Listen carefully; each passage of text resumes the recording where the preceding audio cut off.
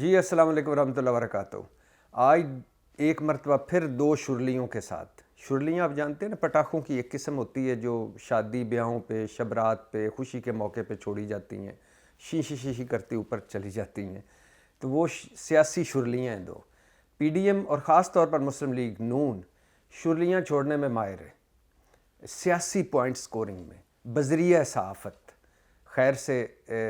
کمال کا ان تجربہ ہے ان کا۔ تو آپ کو پتہ ہوگا کہ جج ارشد ملک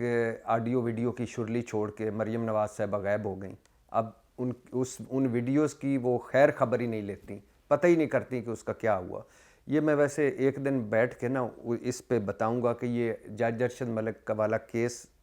ہے کیا اور کہاں، اور اس مریم نواز صاحبہ کی پریس کانفرنس تک سٹیپ بائی سٹیپ یہ کیسے پہنچا۔ دوسری شرلی چھوڑی تھی انہوں نے رانا شمیم کے حلف نامے والی۔ تیسری شرلی چھوڑی تھی انہوں نے سابق چیف جسٹس ثاقب نثار صاحب کی ایک آڈیو مارکیٹ میں لے آئے، اور اس طرح ابھی کئی شرلیاں ان کے پاس ہیں جو وہ چھوڑ رہے ہیں وقتاً فوقتاً۔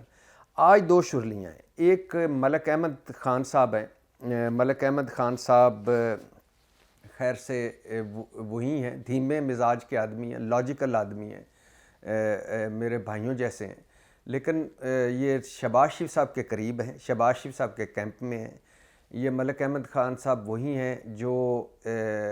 جن باجوہ قمر جاوید باجوہ کے سمدھی صابر مٹھو کے جو ہیں ان کے دوست ہیں، اور اس ریفرنس سے جن باجوہ صاحب سے وہ ملتے رہتے تھے۔ اور یہ ملک احمد خان وہی ہیں جن پر ایک ابھی جو الزام پیچھے چلا تھا کہ شہباز شریف صاحب ڈگی میں بیٹھ کر، یعنی رات کو کی تاریکی میں کار کی ڈگی میں بیٹھ کر جن قمر جاوید باجوہ صاحب سے ملنے جایا کرتے تھے، اور وہ بتایا گیا وہ کار بڑی کار تھی، چھوٹی کار تھی نہیں تھی، کیونکہ چھوٹی میں شہباز شریف کا کو کمر میں درد ہوتا ہے، چھوٹی کار میں وہ فکس نہیں ہوتے، بڑی کار یعنی بڑی والی گاڑی میں کہ ڈگی میں بیٹھ کر وہ جایا کرتے تھے چھپ کر، اور وہ گاڑی ملک احمد خان صاحب تھی، ملک احمد خان صاحب کی تھی۔ اچھا، دوسرا ملک احمد خان صاحب وہی ہیں جنہوں نے ایک خیال کے مطابق مسلم لیگ نون اور آرمی کے درمیان، یعنی قمر جاوید باجوہ صاحب کے درمیان برج کا کام ادا کیا، جب رابطے بحال ہوئے، جب پیغام رسانی وغیرہ، ان پہ یہ بھی ہے کہ یہ وہ ہے۔ اور ملک احمد خان صاحب وہی ہیں جو مفاہمتی گرو شہباز شریف صاحب کی آگے مفاہمت کے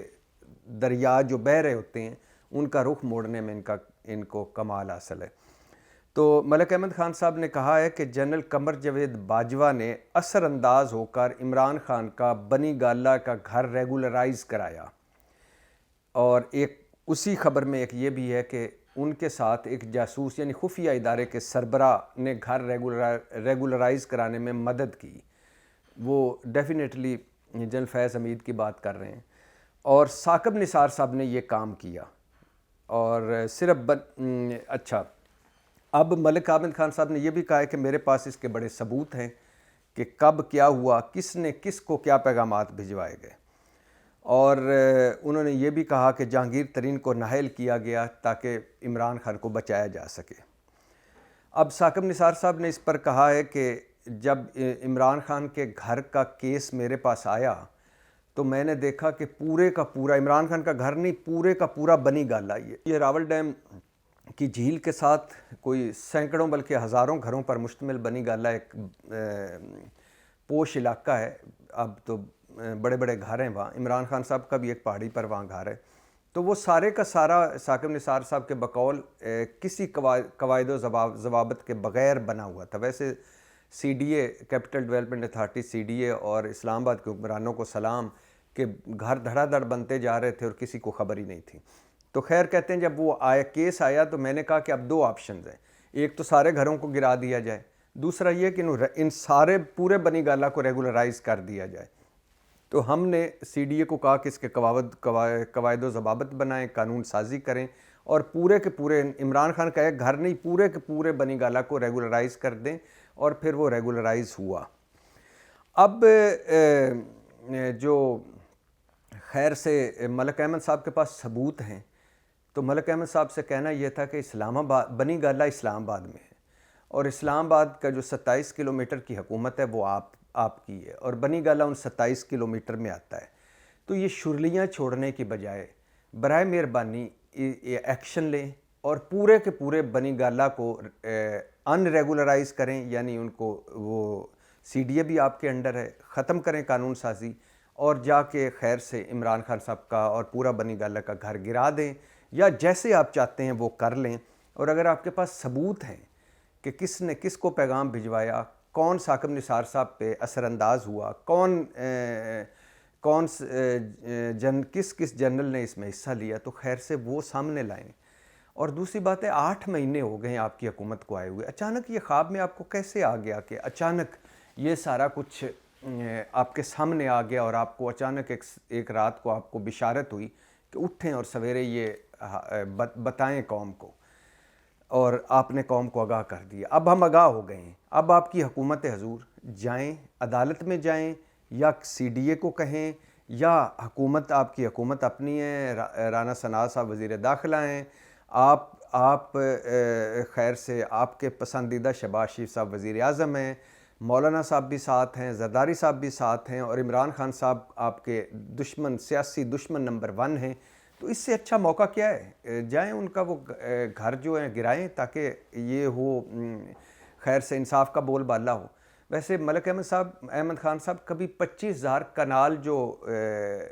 رائے ونڈ کا ہے اس کا بھی کبھی خبر لی ہے؟ اس میں کتنا قانونی بنا ہے اس رائے ونڈ میں، اور کتنا غیر قانونی ہے؟ کبھی وہ بھی خبر لی تھی کہ ایک دن کے لیے آپ نے ڈی سی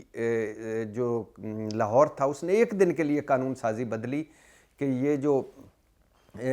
ہاؤسنگ والی زمین ہے یہ زرعی زمین کر دی، لوگوں نے سستے داموں، یعنی آپ کے اپنے فرنٹ مینوں نے مبینہ طور پر سستے داموں زمینیں خریدیں، اور پھر شام کو یا اگلے دن پھر وہ دوبارہ لیٹر جاری ہوا کہ نہیں، یہ ہاؤسنگ کا ہے سیکٹر ہے، اس میں زرعی نہیں زمین یا فارم ہاؤس نہیں بنائے جا سکتے، یا جو بھی۔ تو ایک دن آپ نے زمین کی وہ قسم بدلی تھی، زرعی سے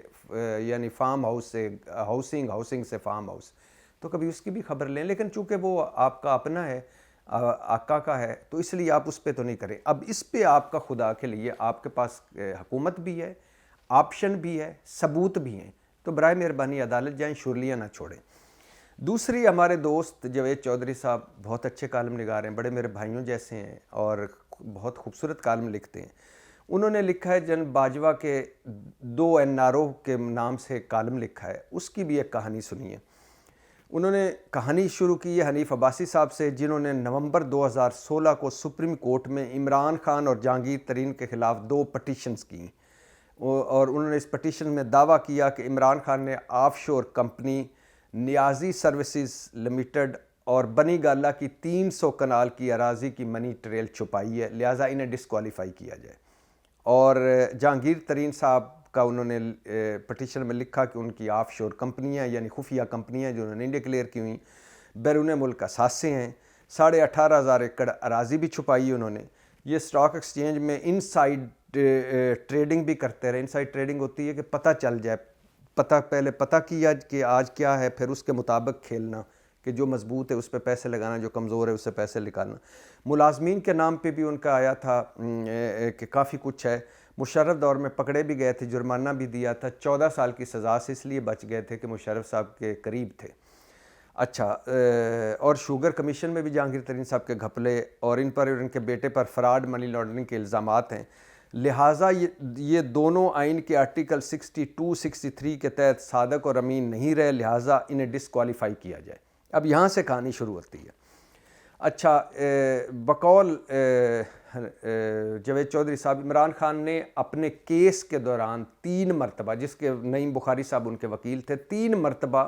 سپریم کورٹ میں موقف تبدیل کیا کہ پہلے، اور یہ ہم نے پہلے بھی سنا تھا کہ انہوں نے پہلے کہا کہ یہ گھر میں نے اپنی کمائی سے لیا ہے، پھر کہا نہیں جمائمہ نے خرید کے دیا ہے، پھر انہوں نے کہا کہ جمائمہ جو ان کی پہلی بیگم ہے جمائمہ انہوں نے ان کو گفٹ کیا ہے۔ اچھا، جب دونوں کو یعنی جہانگیر ترین بقول جاوید چودھری صاحب، جب جہانگیر ترین اور عمران خان کو اپنی نااہلی نظر آنے لگی، دونوں پھنس گئے، تو وہ عمران خان جن کی 2017 کے درمیانی یعنی جون جولائی تک جنرل باجوہ سے کوئی ملاقات نہیں تھی، اس وقت جنرل باجوہ آرمی چیف تھے، تو ایک دن جہانگیر ترین انہیں لے کر جنرل باجوہ کے گھر پہنچ گئے۔ عمران خان نے جنرل باجوہ سے مقدمے میں مدد مانگی، تب تک نواز شریف صاحب یاد رہے کہ نااہل ہو چکے تھے۔ اچھا، جنرل باجوہ نے یہ کہہ کر جنرل فیض کو کہ ڈیوٹی لگائی کہ نواز شریف ایک سیاستدان پہلے ہی نااہل ہو چکا ہے، دوسرا بھی ہو جائے گا تو سیاست کا کیا بنے گا، الیکشن کیا بنے گا، کریڈیبلٹی کا کیا بنے گا، لہٰذا انہیں بچایا جائے۔ جنرل فیض اس وقت آئی ایس آئی میں ڈی جی سی تھے۔ اچھا، جنرل فیض نے مشہور وکیل کو ایلچی بنایا اور ان مشہور وکیل صاحب کو ثاقب نثار کے پاس بھیجا پیغام کے ساتھ۔ اس مشہور وکیل نے ثاقب نثار صاحب سے گفتگو کی۔ اس کے بعد کچھ عرصے بعد جنرل فیض خود بھی ثاقب نثار سے ملے۔ اب ثاقب نثار صاحب نے کہا کہ میں دونوں کو تو اہل نہیں کر سکتا، کسی ایک آپ چن لیں کہ کسی ایک کو میں اہل کر دیتا ہوں، دوسرے کو نااہل کر دیتا ہوں۔ اچھا، اس کے بعد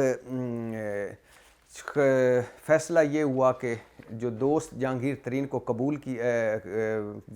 جہانگیر ترین صاحب کو قربان کیا جائے اور عمران خان صاحب کو بچا لیا جائے، تو لہٰذا 15 دسمبر 2017 کو فیصلہ آیا، عمران خان صاحب صادق اور امین ڈکلیئر ہوئے اور جہانگیر ترین صاحب جو ہیں وہ بیلسنگ ایکٹ کے تحت کا شکار ہو کر نااہل ہو گئے۔ اچھا، پھر اس کے بعد عمران خان صاحب شکریہ ادا کرنے پھر جنرل باجوہ کے گھر گئے اور فرمائش کی کہ جہانگیر ترین کا بھی کچھ کریں، کہ آپ نے اس میں فیوچر کا رکھا ہوا ہے آپشن کے فیوچر میں ان کو اہل کیا جا سکتا ہے، تو اس آپشن کو آزما کر ان کو اہل کریں، کیونکہ ان کے بغیر میں حکومت کیسے کروں گا۔ اچھا، جنرل باجوہ صاحب نے ایک مرتبہ پھر جنرل فیض صاحب کی ڈیوٹی لگائی کہ ان کا بھی کچھ کریں، لیکن پھر فروری 2018 میں جاوید چودھری صاحب لکھتے ہیں کہ عمران خان کا بشرا بیگم سے نکاح ہو گیا۔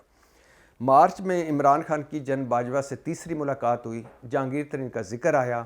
تو عمران خان نے کہا کہ ابھی انہیں رہنے دیں اور اب بعد میں ان کا جہانگیر ترین کا سوچیں گے۔ تو اس پر جنرل باجوہ حیران رہ گئے اور ایک اپنے اچھے دوست جس کو وہ فوری اہل کرنا چاہتے تھے، اب وہ کہہ رہے ہیں کہ ان کو رہنے دیں، وہ حیران رہ گئے اور ان کے لیے بہت بڑا ذہنی دھچکا تھا کہ یہ دوست جو ان کا نااہل ہے اس کے بارے میں اب یہ کہہ رہے ہیں کہ اسے رہنے دے، بعد میں دیکھ لیں گے۔ اچھا، اسٹیبلشمنٹ نے پتہ کیا کہ یہ ہوا کیا ہے جہانگیر ترین اور عمران خان کے درمیان، یہ اتنی قریبی اور اتنی نزدیکی اور اتنی دوری کیوں آئی ہے؟ تو پتہ چلا کہ بشرا بیگم کی جب شادی ہوئی تو بشرا بیگم کے سابق شوہر جو خاور مانیکا ہیں، ان کے ایک بھائی جو تھے وہ جہانگیر ترین کے دوست تھے۔ جب بشرا بیگم اور عمران خان کی شادی ہوئی تو اس چھوٹے بھائی نے جہانگیر ترین کو کہا کہ محتاط رہیں، احتیاط کریں، آپ کے گھر جادو ٹونا پہنچ چکا ہے۔ یہ بات جہانگیر ترین صاحب نے اون چودھری کو بتائی۔ اون چودھری جو اے ڈی سی بھی تھے، سٹاف افسر بھی تھے عمران خان کے، دستے راست تھے، ساری ملاقاتیں کرواتے تھے، 24 گھنٹے ان کے ساتھ ہوتے تھے، بنی گالہ میں اکثر رہتے بھی تھے۔ تو اون چودھری جو آج کل شہباز شریف صاحب کے مشیر بھی ہیں، کیونکہ ان کے پاس لیپ ٹاپ ہے، اس لیپ ٹاپ میں کافی کچھ آڈیوز ویڈیوز بھی مبینہ طور پر ہیں، ریکارڈ ہے عمران خان کے خلاف، تو لہٰذا عمران خان کا دستے راست، عمران خان کا اے ڈی سی، عمران خان کا سٹاف افسر، عمران خان کی آنکھ ہاتھ کان 24 گھنٹے ان کے ساتھ رہنے والا اب شہباز شریف صاحب کے ساتھ بیٹھا ہوتا ہے پینٹ کوٹ پہن کے۔ اور ایک مرتبہ وہ ہم نے دیکھا ایون فیلڈ میں نواز شریف صاحب سے ملنے گئے تھے۔ سیاست کے جسم میں نہ دل ہے نہ حیا ہے۔ اچھا، تو جہانگیر ترین صاحب نے یہ بات بتائی اون چودھری کو، اون چودھری نے بتائی عمران خان کو، اور عمران خان سے پتہ چل گیا بشرا بیگم کو۔ اچھا، جہانگیر ترین صاحب سے اب بشرا بیگم کی پہلی ملاقات ہوتی ہے جس دن 18 اگست 2018 کو،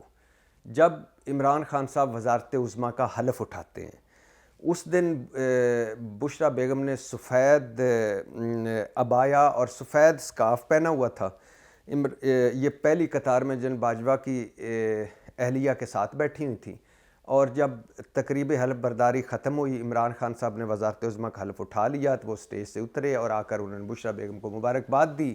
اور اس کی تھوڑی دیر بعد بشرا بیگم چل کر گئیں جہانگیر ترین صاحب کے پاس جو پیچھے بیٹھے ہوئے تھے، اور ان کو کہا کہ آج میں نے سفید لباس اس لیے پہنا ہوا ہے کہ آپ کا یہ شک دور ہو جائے کہ میں جادوگرنی نہیں ہوں۔ اب بڑا حیران جہانگیر ترین صاحب کو سارا پس منظر پتہ چل گیا کہ بھئی میں نے تو اون چودھری کو بتائی تھی، اون چودھری نے عمران خان کو بتائی ہوگی، اور عمران خان سے ان کو پتہ چل گیا۔ تو جہانگیر ترین صاحب کے بقول انہیں اسی دن پتہ چل گیا تھا کہ میرا کریا کرم ہونے لگا ہے، میرا دی اینڈ ہو جائے گا، میرا خاتمہ بالخیر ہونے والا ہے، اور بالخیر بھی نہیں، خاتمہ بالجبر ہونے والا ہے۔ اچھا، بعد میں جب بھی اس کے بعد جب بھی اسٹیبلشمنٹ نے جہانگیر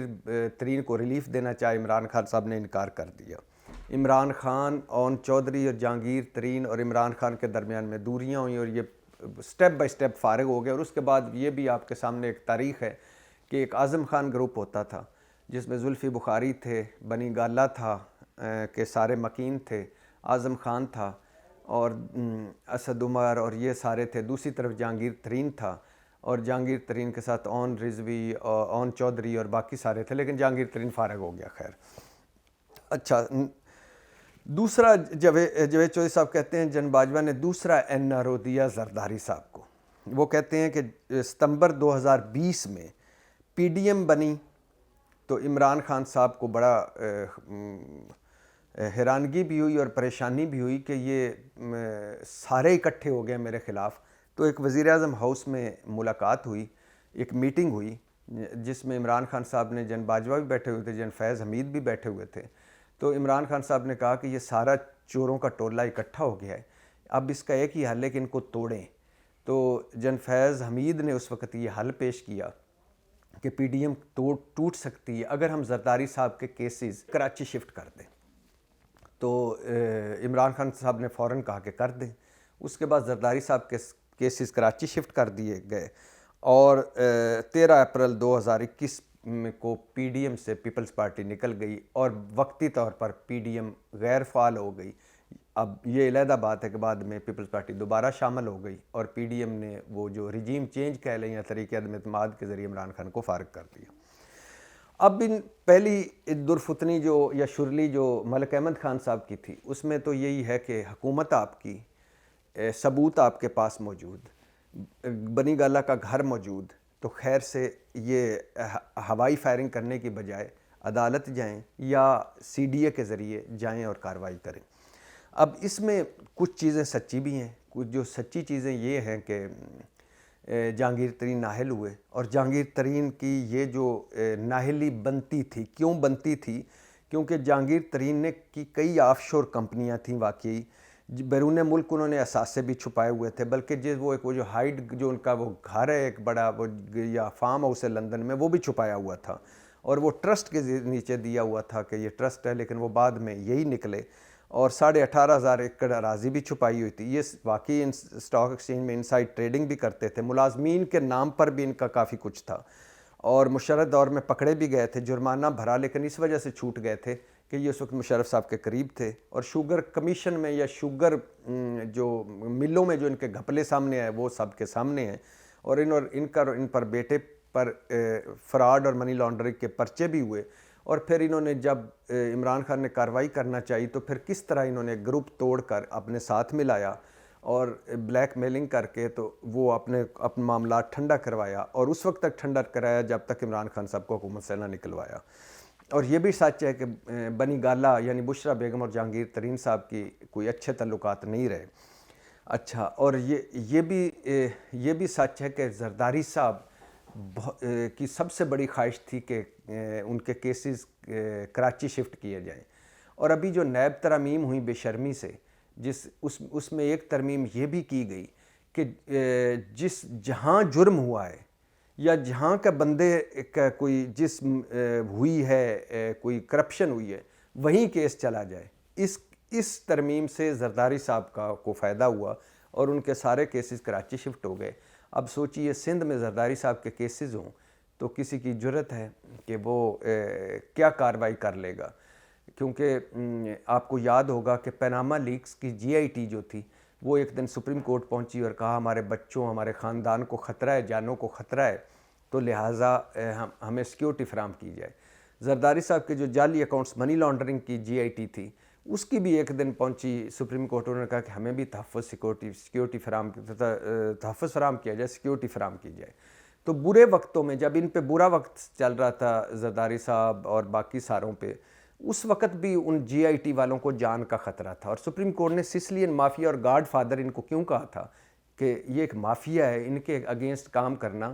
اور وہ بھی سرکاری ملازمین کا. اور آپ ڈاکٹر رضوان دیکھ چکے ہیں کہ وہ اتنا پریشر پڑا کہ وہ بیچارہ اس کو ہارٹ اٹیک ہو گیا اور اللہ کو پیارا ہو گیا. اور اسی طرح کئی اور تفتیشی،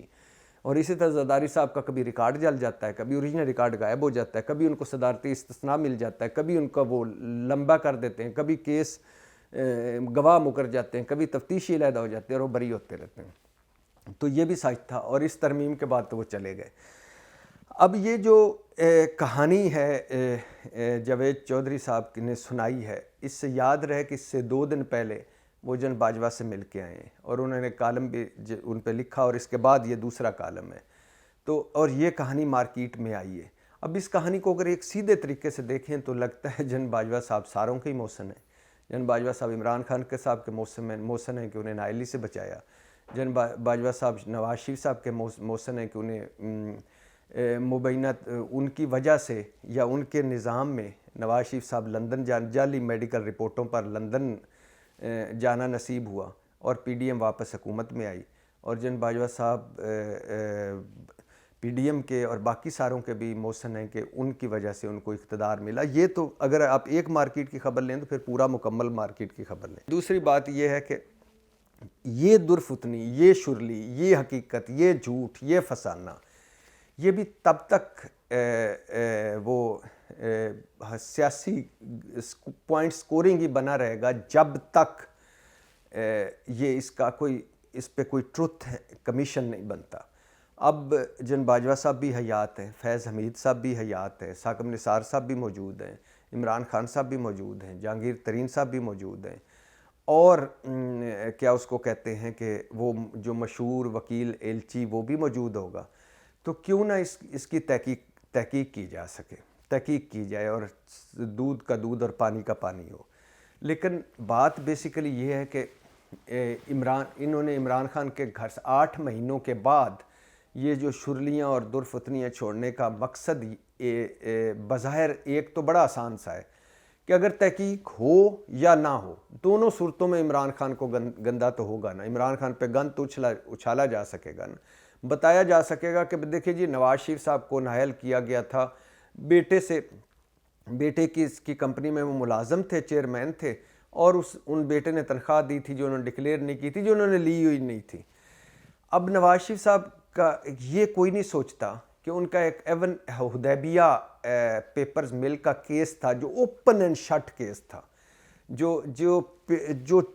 2 حکومتوں نے جس پہ انکوائری کی تھی، اور دونوں کی ایک سیم فائنڈنگز تھی، پیپلز پارٹی میں رحمان ملک صاحب اور پھر ادھر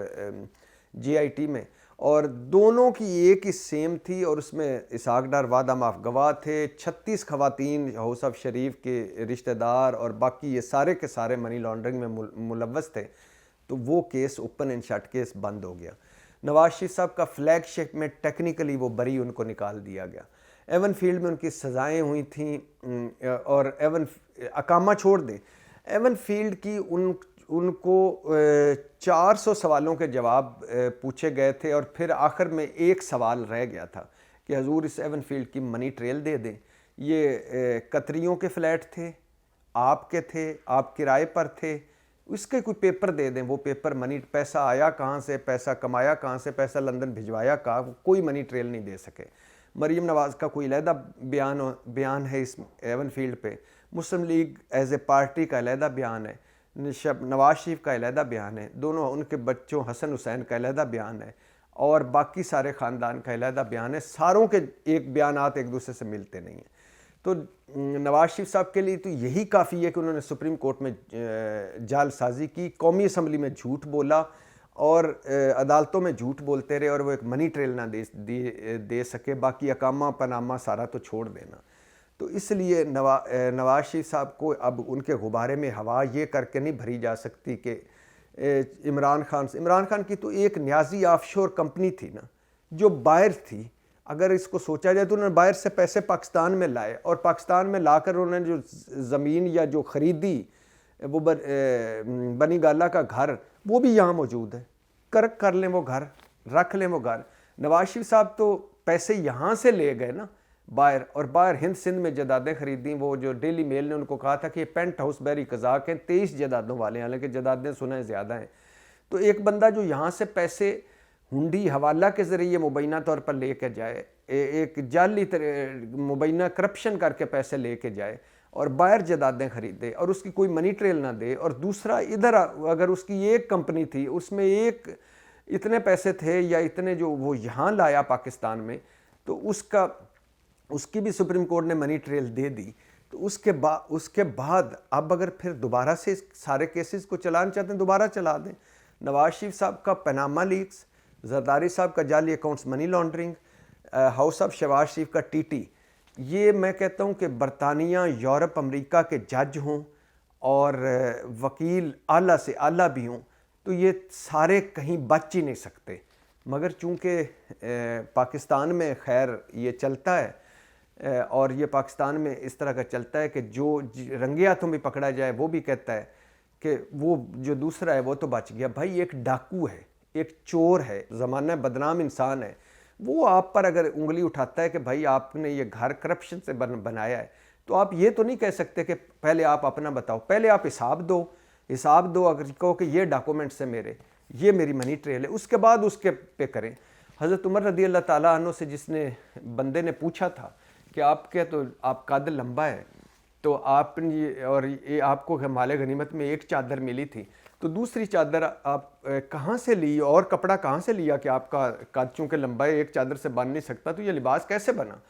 تو حضرت عمر رضی اللہ تعالیٰ نے ممبر سے یا وہاں اس شخص کو یہ نہیں کہا کہ پہلے تم اپنے اثاثے بتاؤ، تم بتاؤ